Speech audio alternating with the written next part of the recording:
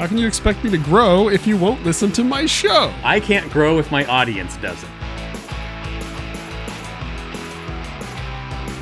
Hi, I'm Steve, and this is Then You Ruined It, a podcast where me and Jason try to get through just 20 minutes of human interaction without, well, ruining it. Buckle up, folks. It's gonna get bumpy.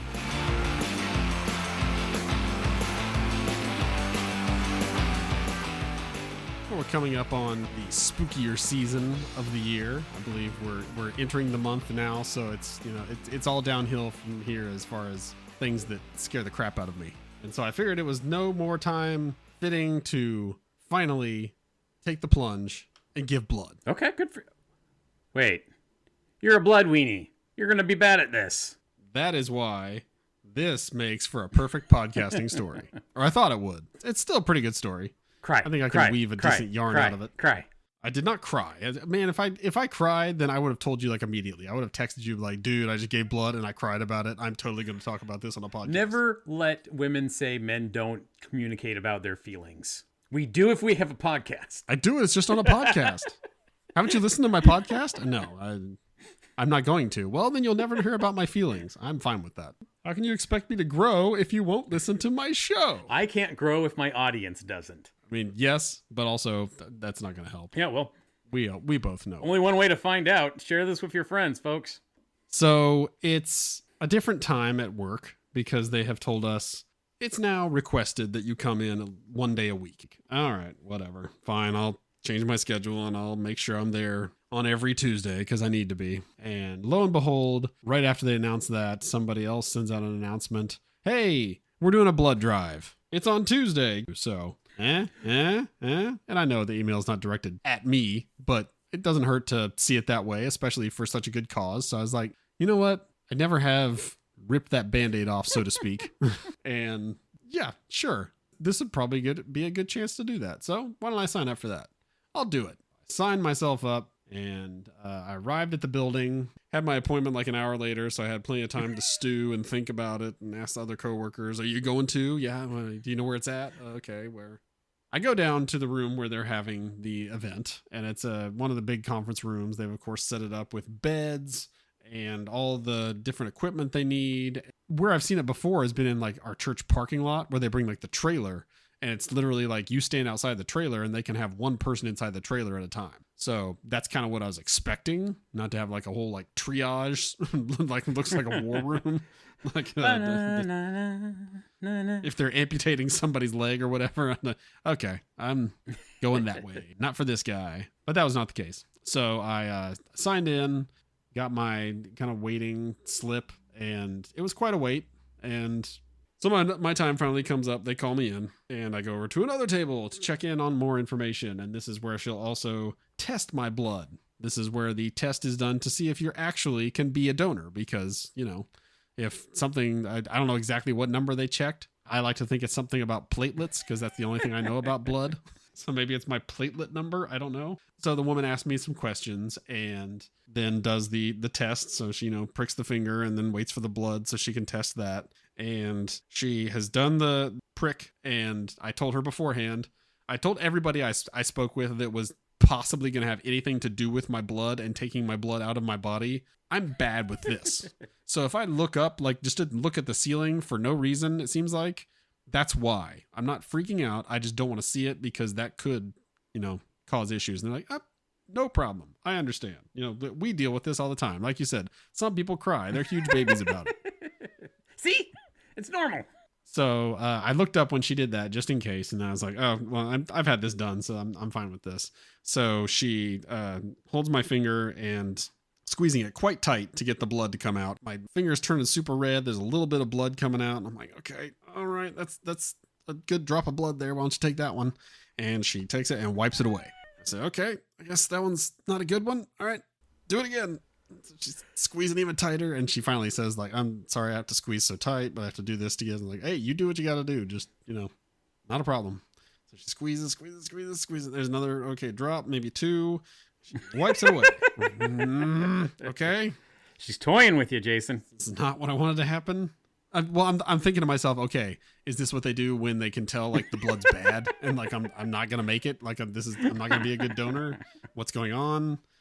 And She squeezes. And I think she's going to wipe it away again. And then she finally gets the little, like a slide or whatever she's got there to collect the blood in. And she ever so delicately, like barely just gets anything on there. And I'm just like, I'm fine. I'm not going to pass out, but I do see my blood coming out of my body right there. Can you fix that? Okay. And so she collects it, puts it in her little like mini centrifuge or whatever it is, and tests it and says, yep, look good. That's good number, and you're good to go. So when a place is open, you can go and, get started. I'm like, okay, that's good for that part. So I'm looking at my finger the whole time, just like, that's probably normal. Like this, it's super red because she kept wiping the blood off of it. I'm like, that's probably fine. Yeah, that's fine. Like trying to rationalize to myself, like wait for one person to see him. Like, oh, dude, what's wrong with your finger?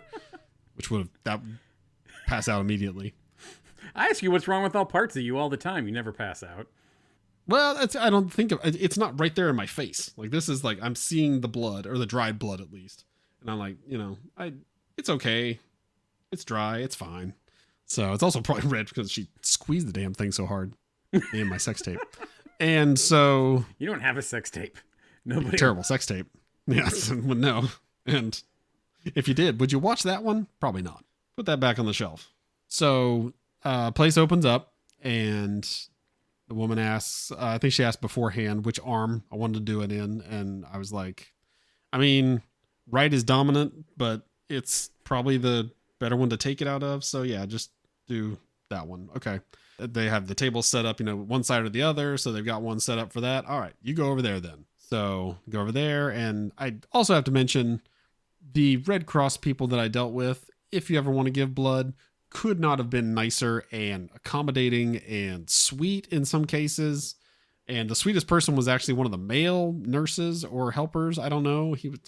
Everybody was wonderful. Like it couldn't have been a better experience from that standpoint. So the woman says, like, okay, have a seat, and ask me a couple more questions while she's getting things set up. Of course, it's the setting up that is just causing my toes to curl and my ass cheeks to pucker. I'm just like, oh, I can tell. I know what that's for. And I know you're tying off my arm to, she ties it tight, like doing drugs tight.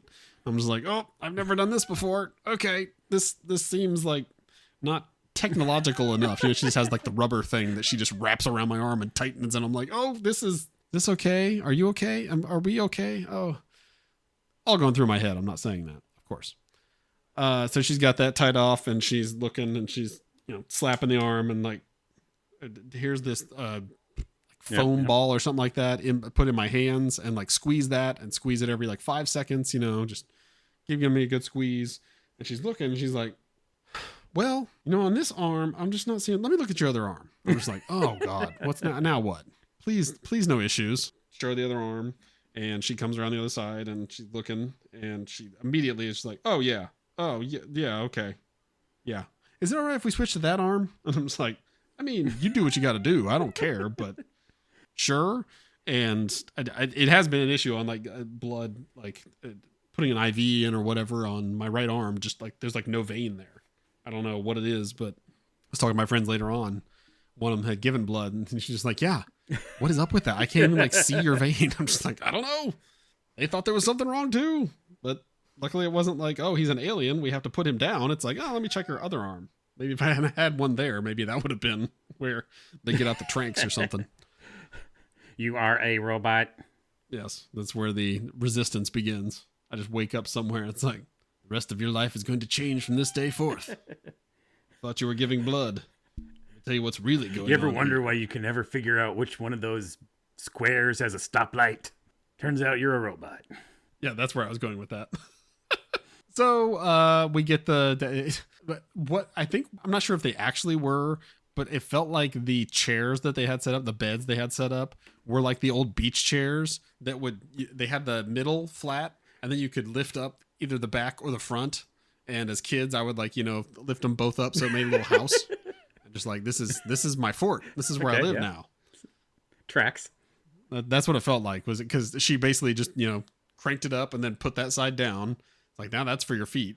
Okay, now bring this one up. Now that one's for your head. See, I made it a left-handed one instead of a right-handed one. So That then worked. And again, she was, telling me to squeeze, and told her, because at this point, I know categorically she's going to be the one to take the blood, or she's going to be the one to initiate it. So I need to tell this person I'm bad at this, and I'm definitely not going to look, and I may pass out, and we'll just see how this goes. She's like, she's just, I can tell that's, we deal with this all the time. No problem. So I'm looking straight up at the ceiling, and I feel the pinch. I'm like, okay, there it is. Yep. This is happening now. Then she, tapes off whatever she needs to tape off. And she's like, all right, there we go. And it's going. So somebody by to check on you in a couple minutes. I got to go help somebody else, blah, blah, blah. I'm like, okay, yeah, just keep squeezing that thing. And I mean, I could not have been a better rule follower than like 1, 2, 3, 4, 5, squeeze 1, 2. I mean, I was doing as on time as I could, just so I didn't screw anything up. I'm like, I do not want to have like blood, like it comes out because I wasn't squeezing the right tempo, and like a balloon flying around the room. Like, oh God, we got a squirter. He really is bad at this. That's what that's called. In the bag, kid. In the bag. So I'm squeezing, and they also, I will say that they had some kicking tunes, and about the time it started, really the process really started going, the Ghostbusters theme comes on. And I'm just like, yeah, I'm jamming to some Ghostbusters while I'm like over there just like, like if I pass out, they're gonna know because this guy's gonna stop doing this and just lay in there limp. Makes me feel plunk. Bustin' makes me feel floor. So I'm jamming. I'm waiting for it to get done. I'm like, I don't know how long this is going to take. 10, 15 minutes, whatever. I'll be here. Please don't take all my blood. Please don't take all my blood. Then another guy comes over, again, nicest dude in the world, and says he's going to unhook me because I'm done. And I'm like, okay. I mean, you work here, it looks like. So I'll allow that. You're not just random dude like, I'm going to take your blood if you're cool with that. Absolutely, sir. You just take what you need. I gave a bunch here. So he got everything, clamped off and tied off and all this stuff put up. And I was, at that point, I was kind of shocked how, like when you get a shot, a vaccine or whatever, they typically say, they would like for you to stay for like 15 minutes and let's monitor you just in case, you have an issue or something happens. So I was expecting that. It's even on the sheet that they should do that. And then the guy was just like, all right, snacks are over there. If you'd like to take something, you're certainly welcome to, but you're good. I'm just like, this feels, it's like when you take a baby from the hospital the first time. It's like, this is illegal and you're going to come get me, aren't you? Get down off the bed because I was a little woozy. My head was a little swimmy, but I was okay. So I walked over and got a couple of snacks and was like, okay, guess I'm going back to my desk where hopefully this thing I'm holding again, everything I was doing to the T. So I was still squeezing the ball when that guy came over. He's like, you can stop squeezing that. Thank you. And then I was holding, he said, put pressure on that while he got something else to put, a bandage on it to make sure the cotton ball would stay on there. And I was like squeezing my own arm. Just like, I was like, no blood's coming out of here. And he was like, you can let go now. Just like, okay, have I done my part? No blood's coming out, right? That's what I want. I don't want any blood coming out. So overall, the experience was very well. I didn't have really any effects later on. It was all good.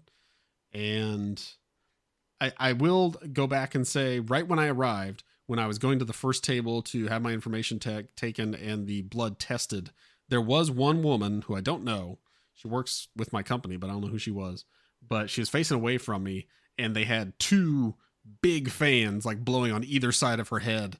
So I was extremely happy when I got done and I didn't need any of that. Or if I did, I forgot about it and they didn't tell me. Good. I'm proud of you. You faced your fear. You did something for someone else. I really only have one question. Did you get any crackers? Not crackers. I actually got, so I don't know if when you've flown, if you've gotten one of those like biscotti things. Yeah. Trump sent me a whole butt ton of those, remember? Oh yeah. So it's like that, but it was chocolate with like it was tasty. It was a little morsel. See, Jason, this is the thing. A lot of things in life are not as bad as you build them up in your mind. You've learned that you can go and you can do these things and you can face any problems and any trials. So, you know what? Chalk one up for Jason grew up today or Tuesday. Jason grew up on Tuesday. And yet, because we're close to October, which is the scary month, when I leave this room, I'm going to pass by our utility room, which is very dark and spooky. And when I walk by it, I'm going to think I see something, and I'm going to run up the stairs and possibly trip over my own slippers. So tell yourself, it's just like blood. It's just like blood. It's just like blood. Chanting that will scare the shit out of me. No, this is your new mantra, Jason. It's like blood. It's like blood. Anytime you're scared, I want you to chant that, and people are going to think you're insane. Yeah, I'm going to get some looks, more than I already do. You can give them this podcast as a reference. This is all part of my marketing scheme to get more people to listen. Chant, it's like blood, it's like blood, and then carry a business card that just has the podcast on there. Yes! If you're wondering about me, I'm not crazy. I just do a podcast. Here you go. Is that too much to ask, Jason? I mean, I animate the videos. You can be a crazy person. which is so funny because I would think I would be the artist of this duo and I would be the one doing that. And yet, no, I have to be the crazy. 5 years ago, those roles would have been reversed, but not now. COVID really did change us. So I'm going to tell quickly the stories of the first time I gave blood and the most recent time I gave blood. I want to echo what you said about how great the Red Cross people are. Every single one of them is a saint, and every single one of them deserves all the high fives you can give them. I once had someone take a look at my arm and go, wow, you got some real slutty veins there. This is going to be easy. And I'm like, heck yeah, you're my favorite. They actually said slutty? Yeah, like I can slide right in there. Oh my God. Like, you do there, lady. There's a lady? Oh yeah. Holy crap. You have to watch who you say that to. That's kind of a turn on. Some slutty veins I can slide right into. Yeah, you can. Then Like, my pants will come off. Wait, what? I mean, like she was like she was probably like 45 when I was in my 30s. So, you know, I don't care what age it is. That's hot. We're all consenting adults is what I'm There saying. you go, yeah. Afterwards, you want to get a drink? Apple juice right over there. And every single one of them, at some point during the transaction, they'll realize, ah, crap, this is one hairy mofo. When we take off this tape, it's going to be bad. And they always apologize, and I always make the same joke. I'm like, yeah, that part hurts more than the needle. And they always give me a nice, sympathetic laugh. And I appreciate it. It's a wonderful part of the whole ceremony to me, because I do hate that part. That part hurts like a shot in the eye. I don't know. I picture that being like the call center people who have the booklet they flip through, and they're flipping through, and this is the part they come to with the hairy dudes. Is Guy hairy? Yeah. Apologize. Try this joke. 1 of 4. One of them is bound to land. Absolutely. Those hairy dudes are simpler minded, so the first one usually works. Rarely do you need to go to number 2. Hey, I'd rather be simple-minded and hairy than smart and smooth. Mostly because I have no choice in the matter. All right, so the first time I ever gave blood, I don't know if this is a national rule, if it was the rule in Idaho or whatever, but you had to be 16 to donate blood. Or might have been 17. Honestly, don't remember. March 29th, I get a phone call. My friend told me, like, hey, did you give blood yet? Because March 28th is my birthday. And I'm like, no. And he's like, good. I wanted to make sure you hadn't done it. Let's go give blood on my birthday. This is a weird milestone, but okay. So we went down to the center to donate blood. And because we were those uber competitive, stupid teenage boys, we made it a race. And we said, you need to stick it in us at the same time, and we're going to see who fills this bag up first. I saw a prostitute with my friend on my birthday, and we raced. Stick it in us at the same time. We'll see who finishes first. I mean, no. Sorry, the slutty veins thing got my mind in a place. Apologies. Go ahead. Fair enough. That's the one time they do get mad at you is if you squeeze that ball too often because you're trying to fill up the bag extra fast. They will tell you that's not appropriate. Yeah, that never would have entered my mind. No, you can go every second. It's like giving you a second heart. Boom, boom, boom, boom, boom, boom, boom, boom. See, I'd be afraid I'd get rid of too much blood, and they'd be like, okay, we have to put some of this back. So, since I moved to Washington, I had not given blood until about 6 months ago when my wife said, oh, hey, there's a blood drive at the Y. Will you go with me? And I'm like, Heck yeah. Like, I've always been encouraging her to go, and she never would do it. Because for a long time, here's a brag for you, my wife was too skinny to give blood. Because you have to weigh at least 125 pounds. Yeah, that face you're giving is correct. An adult woman should not weigh under 125 pounds, but she did for a long time. Then middle age got her. So we were looking at the different times to do it, and I'm like, oh, we need to do it this day. And she's like, okay, why that day? That's the day before my health check for life insurance, because I had to do a thing where they came to my house to give me a little mini physical so that I could qualify for life insurance. And one of the hard rules was if I wanted to get the better rates, I had to be under 195 pounds. And I was sitting right at about 200. I'm like, I got to lose 5 pounds fast. I Googled, how much does a pint of blood weigh? 2 pounds. Heck yeah. That is when we're doing it. So I did it the day before, and I slid right under that 195 mark. I didn't think about that. I should have definitely weighed myself because I'm not obsessed with my weight, certainly, but I want to keep it around a certain range, and I'd like for it to be under 200 when possible. Love for it to be way under that, but not happening anymore. So, like I said, middle age got me. So I was weighing myself, and it was just over 200, and I'm just like, man, I wish it was a little lower. Oh, well. And then one day on a whim, I weighed myself right before showering. So I was completely nude, and it said 198.5. I'm like, oh crap, I forgot about my clothes. I'm under 200 naked. Woo! Thank you for joining us for another episode of Then You Ruined It. If you enjoy our flavor of nonsense, please like and subscribe wherever you found us. And please share with your friends and cooler family members.